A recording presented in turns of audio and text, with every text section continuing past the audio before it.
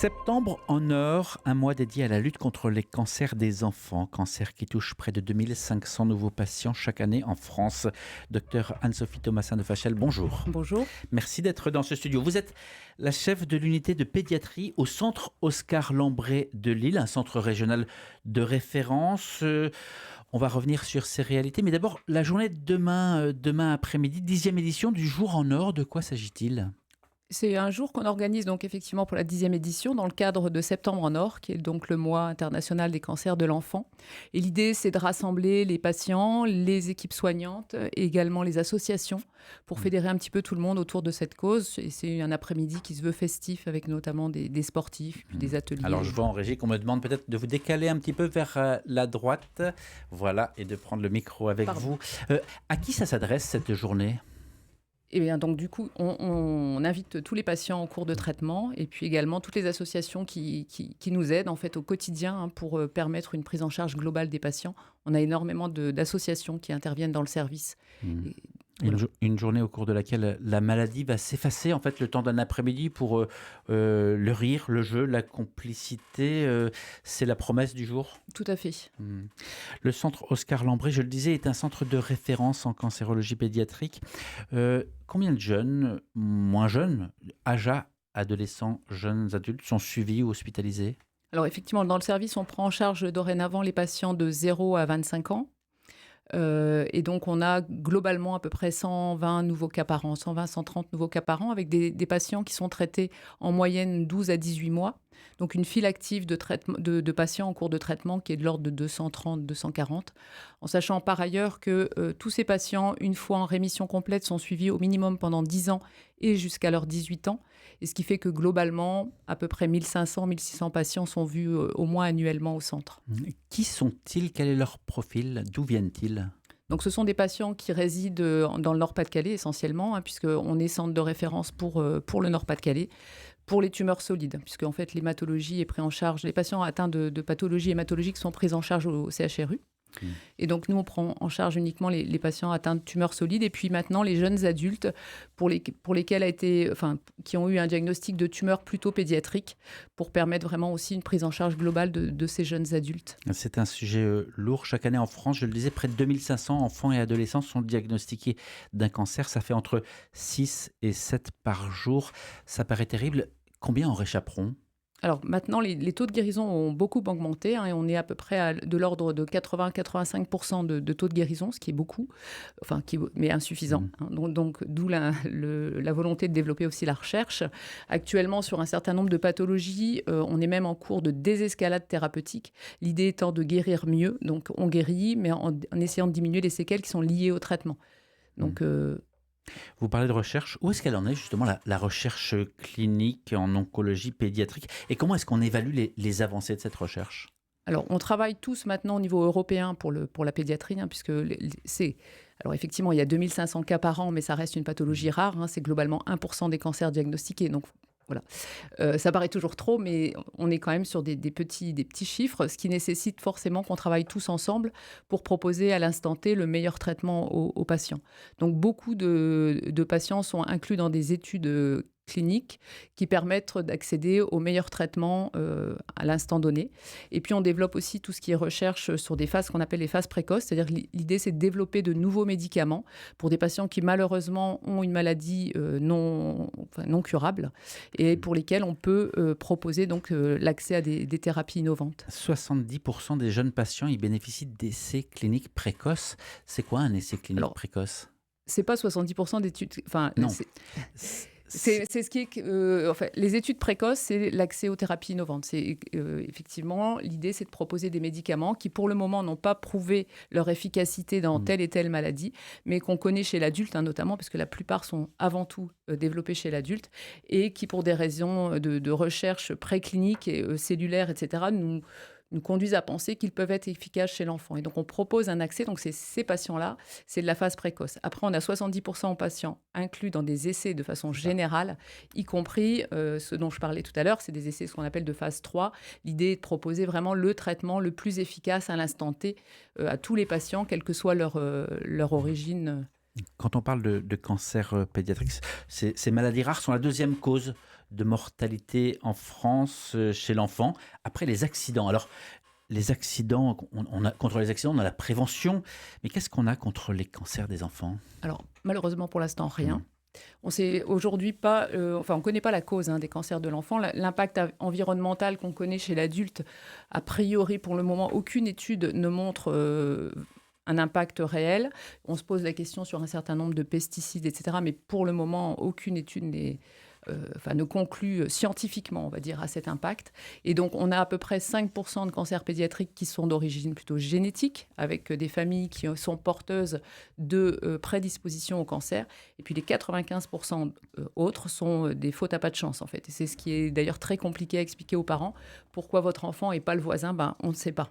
Et Hmm. ça, c'est difficile aussi pour les parents. Docteur Thomasin de Fachel, je vous avais reçu il y a un petit moment, on avait évoqué la nouvelle unité adolescents, jeunes adultes, c'était au 4e étage, vous nous aviez expliqué les séparations, salle de classe, salle de jeu, c'est juste avant que ça ouvre. Comment elle tourne l'unité? Alors, elle tourne plutôt très bien.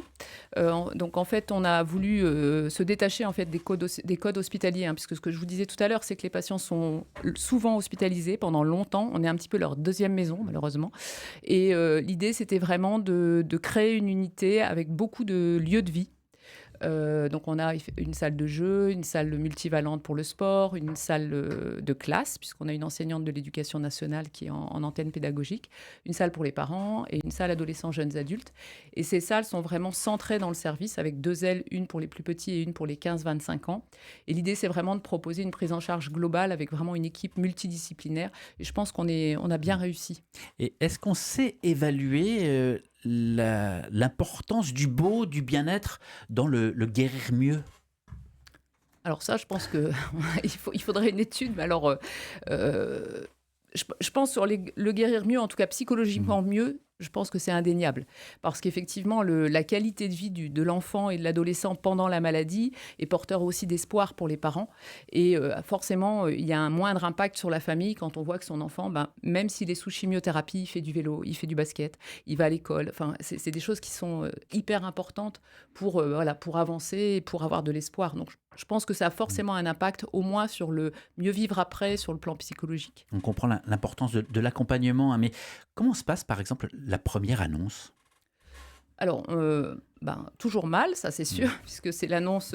Alors, les patients qui sont adressés chez nous, on est un centre de lutte contre le cancer. Donc, forcément, ils s'attendent quand même à un diagnostic de cancer.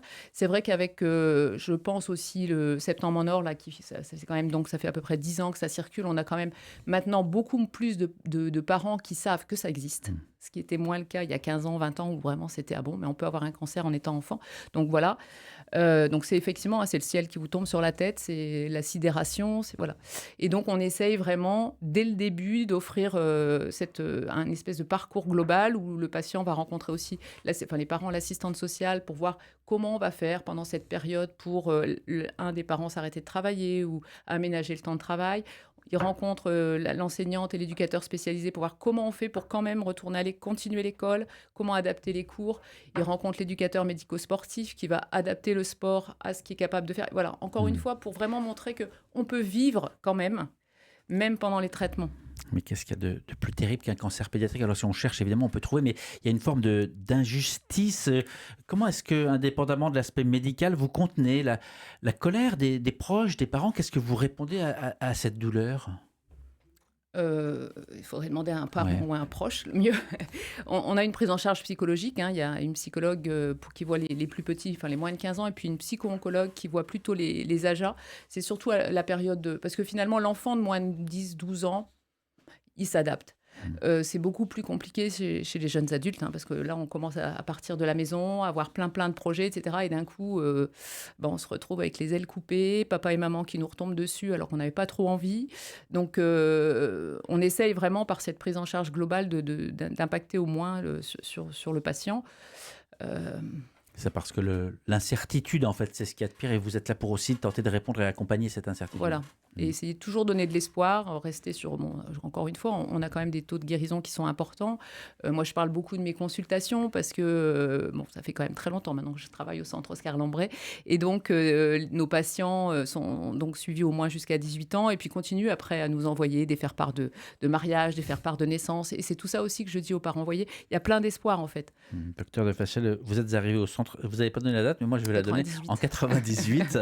L'unité de pédiatrie, elle a été créée en 2003. Vous accueillez des adolescents, jeunes adultes depuis 2014. Donc vous avez du recul et si vous regardez un petit peu dans le rétroviseur, qu'est-ce qui a fondamentalement changé ces dernières années en termes de guérison, de traitement, de prise en charge, d'accompagnement? Tout. Ça. Alors sur le plan médical, encore une fois, on a fait des gros progrès tant sur les taux de survie que aussi sur les soins de support. Donc il y a quand même on va dire les patients vivent mieux la chimiothérapie. On a quand même par exemple des traitements contre les vomissements qui ont nettement progressé, qui permettent aux jeunes de recevoir cette chimiothérapie sans trop d'impact de ce côté-là, qui est quand même une sacrée altération de la qualité de vie quand vous vomissez 10 fois par jour pendant les traitements. La prise en charge globale, c'est sûr qu'on a eu donc cette chance d'avoir de plus en plus d'associations qui viennent nous rejoindre et puis une possibilité de développer une équipe psychosocio-éducative qui permet cette prise en charge. On a vraiment cette chance. Il y a beaucoup de monde, beaucoup de monde. Donc, je vous l'ai dit tout à l'heure, l'assistante sociale, l'éducateur spécialisé, l'enseignante. On a 2 psychologues, l'art-thérapeute, je vais en oublier, ils ne vont pas être contents, l'éducateur médico-sportif. Qui j'oublie, la sophrologue, enfin voilà, on essaye vraiment de fournir tout ça, et ça n'existait pas il y a 25 ans, je ne sais même plus combien ça fait, 98, c'est même plus que 25 ans. Donc si je vous écoute bien, il y a non seulement l'augmentation du taux de guérison, qui est assez satisfaisant, entre guillemets, même si ça n'est jamais assez. Reste... La survie en meilleure qualité, ce sont des points précis sur lesquels, qui sont finalement identifiables. Il y a des points précis sur lesquels, quand vous regardez en arrière, on peut avancer. Oui. Il faut aussi, malgré tout, garder son âme d'enfant et proposer des activités ludiques. Cette année, vous proposez de gravir ensemble le K2 de la solidarité. C'est quoi ? Donc l'idée, c'est de mobiliser tout le monde contre les cancers de l'enfant et donc de pousser à la pratique sportive, puisqu'on sait tous que le sport est important pour la santé et aussi pour la prévention, parce que finalement, quand on suit ces jeunes qui ont eu un cancer, on leur explique aussi comment pas en avoir un deuxième, puisque c'est pas parce qu'on est guéri d'un cancer dans l'enfance qu'on peut pas faire un cancer de l'adulte. Et donc, c'est les premiers à aller râler sur les parents qui fument, et donc le sport fait partie intégrante de cette prise en charge. Et donc l'idée, c'est de motiver tout le monde, tous ceux qui font du sport, mais que ce soit du sport, vélo, course à pied, etc. Mais même le ménage, ça peut compter. On peut avoir un ménage sportif. Et donc l'idée, c'est d'aller partager vos kilomètres sur l'application Septembre en Or du centre Oscar Lambret, pour montrer que oui, vous êtes mobilisés pour la cause et puis que vous faites du sport. Vous pouvez aussi organiser des manifestations, et ça s'est transformé en kilomètres. Et puis bien sûr, il reste toujours la possibilité de faire des dons, et les dons là ont comme objectif d'être versés soit au niveau de la recherche, puisqu'on a 2 services qui travaillent sur la recherche préclinique dans les tumeurs cérébrales et puis dans les rhabdomyosarcomes, et puis sinon aussi sur la qualité de prise en charge des patients, puisque le service en question a vu le jour grâce aux dons et legs, en fait. C'est ce que vous nous expliquiez à l'époque. Ça paraissait surprenant que le 4e étage, c'était quasiment uniquement dons et legs. Comment est-ce qu'on peut le comprendre qu'aujourd'hui, encore en 2025, on dépend à ce point des dons privés ? Sinon, vous avez un hôpital au sens hospitalier du terme, avec des murs blancs. Donc, c'est pour sortir de ce cadre-là où, effectivement, dès que vous prenez du mobilier plus joli, etc., ça coûte cher. Et pourtant, c'est essentiel, c'est ce que vous venez de dire, oui. dans l'accompagnement. Un mot encore sur ce K2. Donc, celles et ceux qui nous écoutent, qui diraient, tiens, pourquoi pas ? Allez, pourquoi pas ? Donc, on va sur le site Septembre en Or. Voilà, vous vous enregistrez et puis vous alimentez tous les jours, si vous faites du run tous les jours, ou vous partez à vélo au boulot, et puis vous pouvez alimenter comme ça les kilomètres au fur et à mesure, partager avec vos copains qui courent avec vous, etc. J'ai envie de vous poser un peu une question, peut-être pas plus personnelle, mais qui concerne aussi les soignants. Comment est-ce que vous faites quand c'est trop ? Je dis vous, mais je pense aux professionnels d'Oscar Lambret qui accompagnent ces enfants malades. Quelle est la soupape qui permet quand c'est parfois sans issue, bien de continuer à faire le job avec humanité, avec professionnalisme, en gardant bonne humeur, sourire ? Alors, c'est pas toujours facile, hein, ça c'est sûr. On a des réunions de supervision, donc avec une psychiatre extérieure qui permet aussi de pouvoir dire les difficultés qu'on rencontre. Et puis, on a une psychologue du travail, enfin, qui permettent aussi de nous ressourcer. Puis ça, c'est pas mal aussi de courir à l'extérieur, par exemple, parce que ça ressource et ça permet de diminuer le niveau de stress quand il y a des journées compliquées. Mm. Ce septembre en or, le mois consacré, on l'a compris, hein, à la sensibilisation au cancer pédiatrique. Docteur Anne-Sophie Thomasin de Fachel, merci beaucoup d'avoir pris le temps de répondre à ces questions. Je rappelle que vous êtes chef de l'unité pédiatrique adolescents et jeunes adultes du centre Oscar Lambret. Merci à vous. Merci beaucoup. Voilà, Bonne l'entretien va journée. être à retrouver sur la page YouTube d'RCF Hauts-de-France et sur le site rcf.fr Région Hauts-de-France.